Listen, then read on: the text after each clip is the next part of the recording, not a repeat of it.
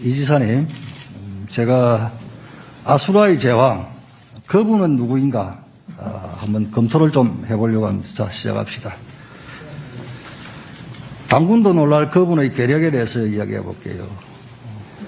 그분은 당군도 놀랄 만한 계력을 지녔습니다.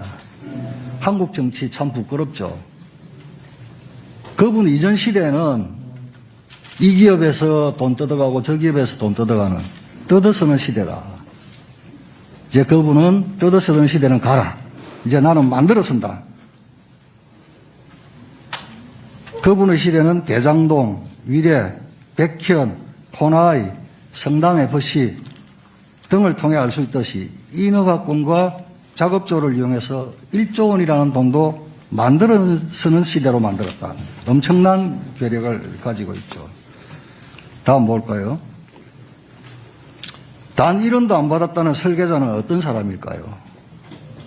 돈을 만든 자, 돈을 가진 자 위에서 돈을 지배하는 자입니다.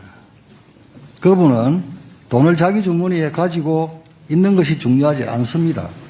그분이 쓰고 싶은 곳에 쓰고자 할 때 그분의 의사대로 지배력을 행사하면 그게 곧 그분의 돈입니다.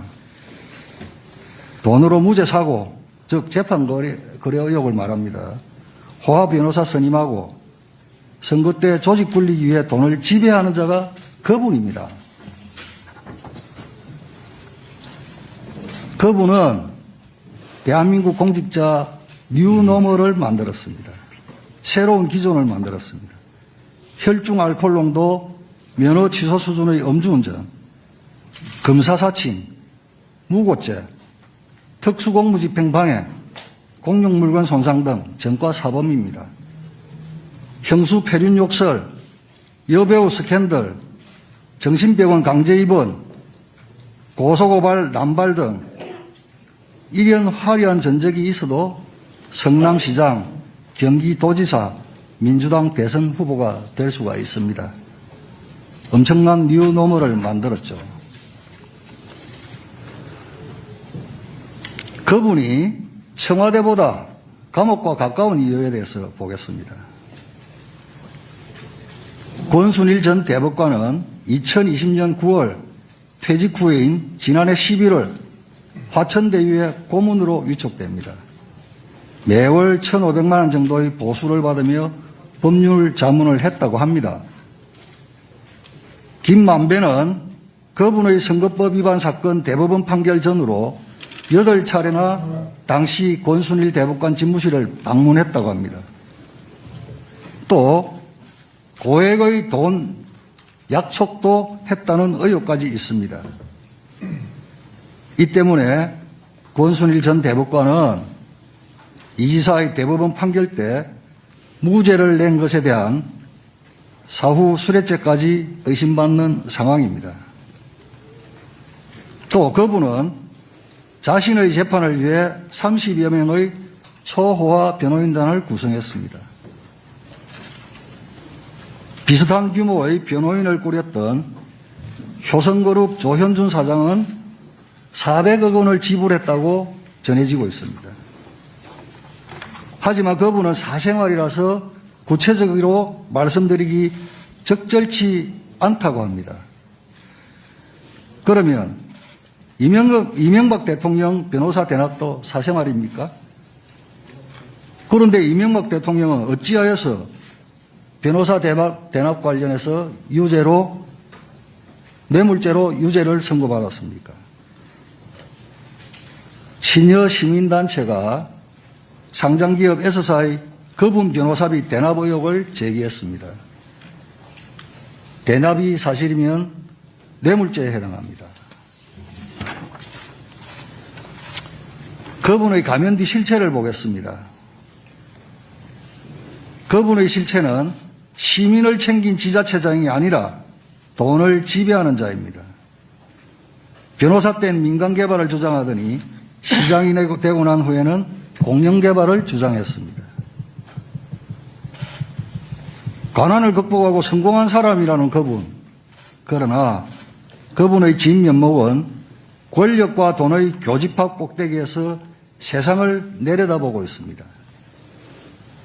서민을 위한다는 거부는 오히려 서민을 위한 임대주택 용지 비율을 축소하고 국민에게는 기본 시리즈의 기본을 강조하면서 자신의 주변은 돈벼락을 맞고 그 돈을 주무르는 사람들로 가득합니다. 그분의 승승장구는 앞으로 우리 아이들의 교육에 준법과 도덕이라는 가르침은 없어야 하는 시대가 될 것이라는 점을 의미합니다. 이기면 무법도 법이 되고 무도함도 예가 되고 폐륜도 출시할 수 있는 시대가 될 것입니다. 막 살아도 권력만 쥐면 된다는 교훈을 우리 아이들에게 가르칠 수는 없습니다. 지금의 자리도 그분에게는 온당치 않습니다. 앞으로도 이런 이상현상이 반복되어서는 결코 안 됩니다. 특검 거부로 그분이 누구인지 인정되었습니다. 오죽했으면 여의도 옆 대나무숲 민주당 보좌진의 외침입니다. 우리 당 60년 역사 김대중 노무현 문재인을 대통령으로 배출한 당에서 이런 사람이 대선 후보라니 나 솔직히 참담하고 창피하다. 음주운전의 전과 사범이 회관 인턴으로 지원했다 치자 어떤 의원실이 그런 직원 받을까? 당연히 그런 수준의 이력은 일반 회사의 원수도 못 낸다. 보통의 인생이면 일반적인 사람이면 최소한의 인격 수준을 갖출 생활인이라면 그런 욕은 알지도 못하고 남에게 할 생각도 못한다. 내가 욕한 게 아니야. 집권여당 대선주자 말씀이야. 너무 참담했다. 누가 알아볼까 봐 자리를 얼른 피했다. 이 태행이 우리를 어디 이 민주당 보좌진의 여침에 대해서 지사님 답변하는 겁니다. 네, 제가 먼저 이렇게 발언할 기회를 주신 점 감사드립니다. 제가 먼저 제일 중요한 게 대장동 문제이기 때문에 지금 뭐 그 부분 하시는데 제가 예화 한번 보여드리겠습니다. 세상에 단순한 이치가 있습니다. 누가 도둑이냐 이렇게 얘기를 하면 도둑을 작물을 가진 사람이 도둑인 게 맞습니다. 자, 그리고 부정부패의 주범은 돈을 받은 사람입니다. 네, 이 말씀 드리고요. 돈을 준 사람은 이 지사님 죄책감이에요. 네, 의원님, 네, 제가 답변 좀 드리고 하시면 좋을 것 같고요. 제가 자꾸 돈을 제가 줬다는데 제가 말씀드렸지 않습니까? 제가 만약에 진짜 하천대유의 주인이고 돈을 가지고 있다면 정말 길 가는 강아지에게 던져줄지라도 고문치사, 정원치사가 아니라 저 유서 대필 사건 조작했던 곽상도 의원 아들 같은 분한테는 절대 한 푼도 줄 수 없다 이런 말씀 드렸잖아요. 제가 왜 거기다 드리겠어요? 여기 의원님들을 드릴지 뭐 혹시 모르겠지만. 그리고 아까 말씀하신 것 중에 제가 뭘 해먹었다 이런 취지인데요. 의원님, 분명한 사실은 의원님께서 소속하고 있는 국민의힘의 과거 새누리당이 당의 당론으로 공공개발을 막았습니다. 그 막는 바람에 혹시 불편하시더라도 저도 1380만 명을 대표하는 도지사입니다. 답변할 수 있는 기회는 주시면 좋겠고요. 지사님 참고로 말씀하시는 대로 7분 질의했으면 반박 자료가 언론에 그대로 지금 실시간으로 반박 자료 바로 나갑니다. 뭐 상관없습니다. 그거 당연히 하시겠죠. 7분 질의했으면 반일에도 답변할 수 있게 해주세요. 그런 법이 어디 있어요, 그거? 그런 법이 여태 있었습니다. 자, 여러분, 어떻든 질문하신 거에 대해 답변할 수 있는 일정량은 보장해야 되는 게 서로 알고 계시는 거고요.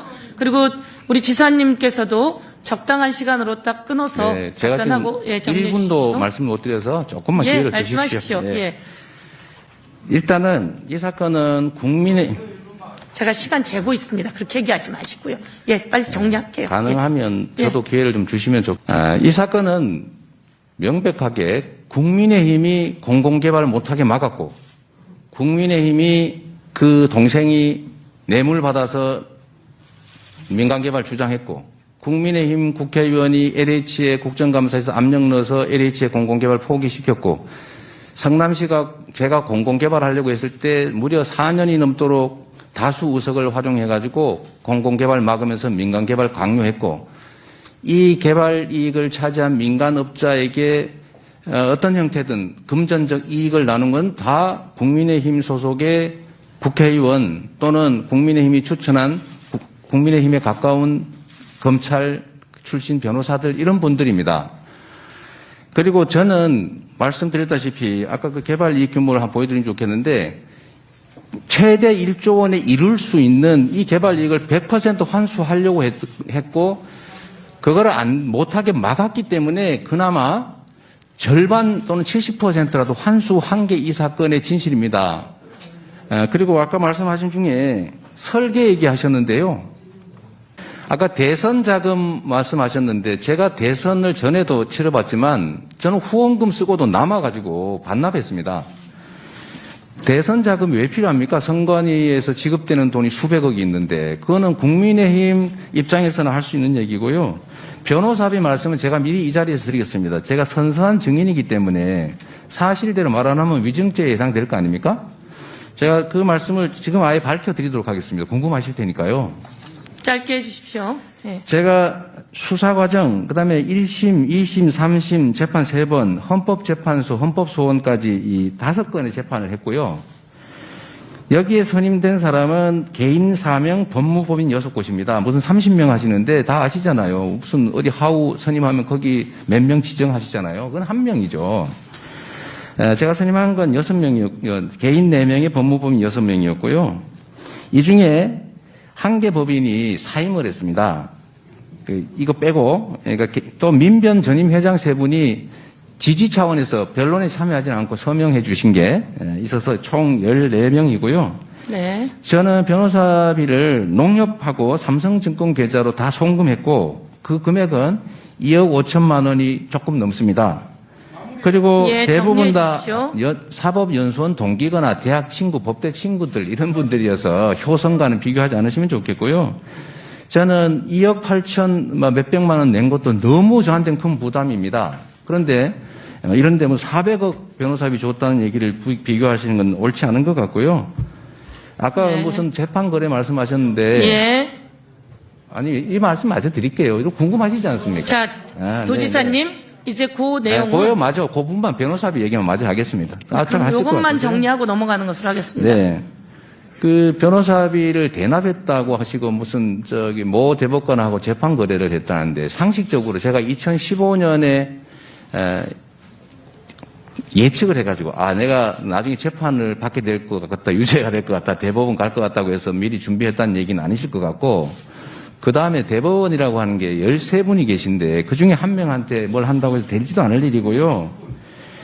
나머지 무슨 변호사비를 얼마를 누구한테 대납을 시켰다 이런 얘기는 이거는 아무리 국정감사장이라고 하고 면책 특권이 있다고 해도 이건 지나치신 거 아닌가 그런 생각이 좀 들어서 조금 자제해 주시기를 부탁드립니다. 예.